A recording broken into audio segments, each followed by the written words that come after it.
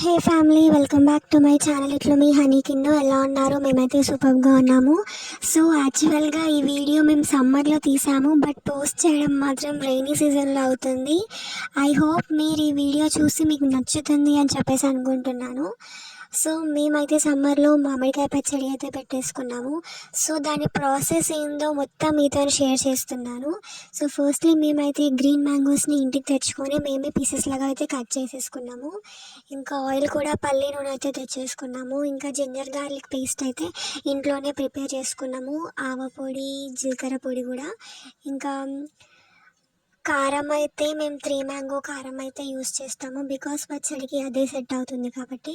So ఇంకా మనకి అన్నీ రెడీ అయిపోయాక ఇప్పుడు మనకి మెయిన్ ప్రాసెస్ అనేది మనకి స్టార్ట్ అవుతుంది. సో మేము పెద్ద గిన్నె అయితే తీసేసుకున్నాము, లైక్ క్వాంటిటీ ఎక్కువ ఉంది కాబట్టి. సో దాంట్లో పీసెస్ అన్నీ వేసేసుకున్నాము. అసలు ఇంత కూడా తడి లేకుండా ఉండాలి గైస్. పీసెస్ చాలా డ్రై అవ్వాలి మనం కట్ చేశాక.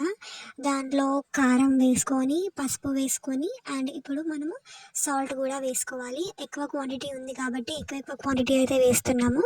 ఇన్ కేస్ మీరు తక్కువ క్వాంటిటీ పెట్టుకున్నారు అనుకుంటే తక్కువ క్వాంటిటీ వేసుకోండి. లైక్ మీరు కారం ఎక్కువ తింటారంటే కొంచెం ఎక్కువ వేసుకోండి, లేదా తక్కువనే తింటాము అనుకుంటే కొంచెం తక్కువనే వేసుకోండి.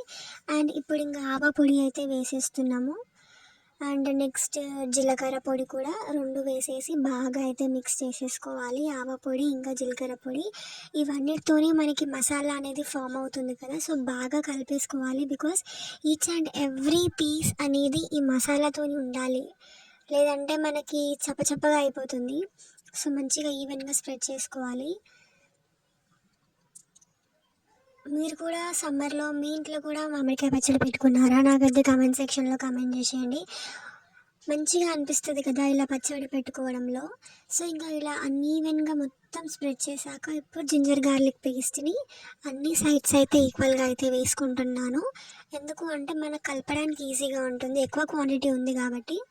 సో ఇంకా మెల్లమెల్లగా అయితే అన్ని పీసెస్కి ఈ జింజర్ గార్లిక్ పేస్ట్ అనేది పట్టుకోవాలి.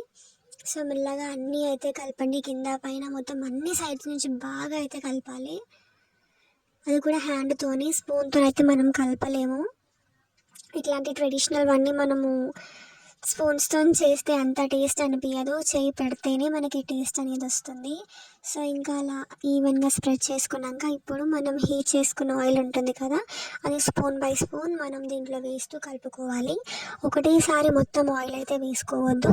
ఒకటేసారి వేసేసుకుంటే మనకి లైక్ ఒక దగ్గర ఆయిల్ ఎక్కువైపోతుంది.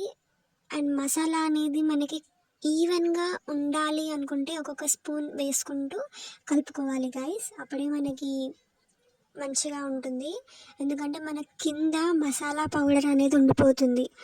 సో అది అన్ని పీసెస్కి ఈక్వల్గా వచ్చేలాగా మనం చూడాలి. సో మేమైతే స్పూన్ బై స్పూన్ వేస్తూ అయితే కలుపుకున్నాము. దీనికి చాలా ఓపిక అనేది అవసరం గైస్, చాలా ఓపిక అనేది అవసరం కదా.